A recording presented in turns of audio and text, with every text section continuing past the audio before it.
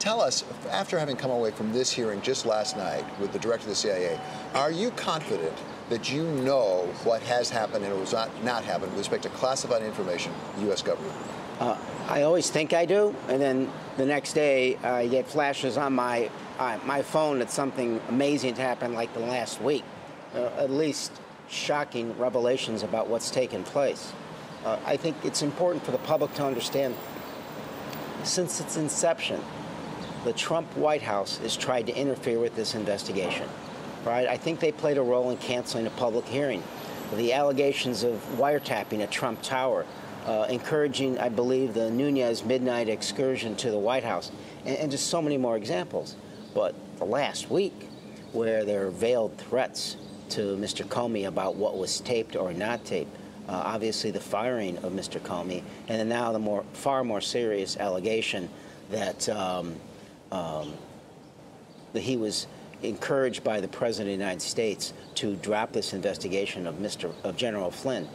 You know, that's not just interfering, that's obstruction of justice. So President Trump was not elected to deal with scandals like this, and I'm sure it's not what he wants to do either. For you to get to the work of the Congress, what do you need to do to get this behind you so we know what really happened and we can decide?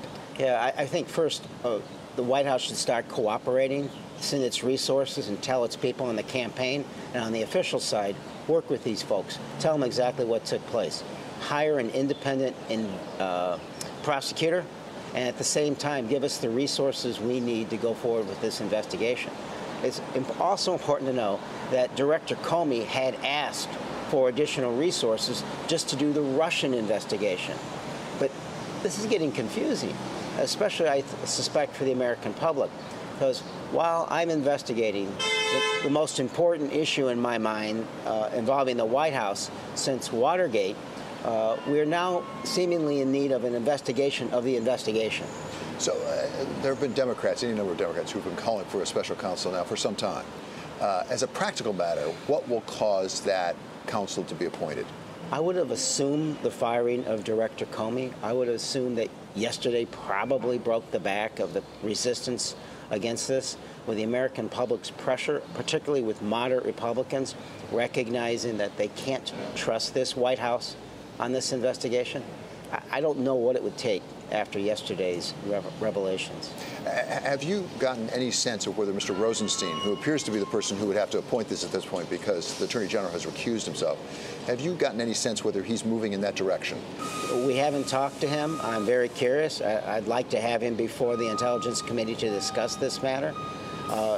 It's disturbing that he and Mr. Sessions played a role in talking to the President about firing Director Comey.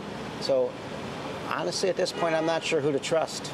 So what is the role that your committee, the Intelligence Committee, can play to really move this forward, get it resolved? I think rescheduling these open hearings, the closed hearings, we continue to review the documents that are available to us and bring the witnesses forward. And we now have an agreed upon witness list. And this just back to the Russian investigation.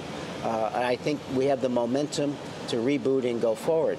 Unfortunately, and very disturbingly, these new revelations this week make all that so much more complicated. It clouds the matter, it slows it, it drains resources, and probably more important, attention away from it. So who will get this engineered? Is it the Republican leadership on the House and the Senate side? I mean, who are the people, name the names, who will really lay out the way to resolve this? Yeah.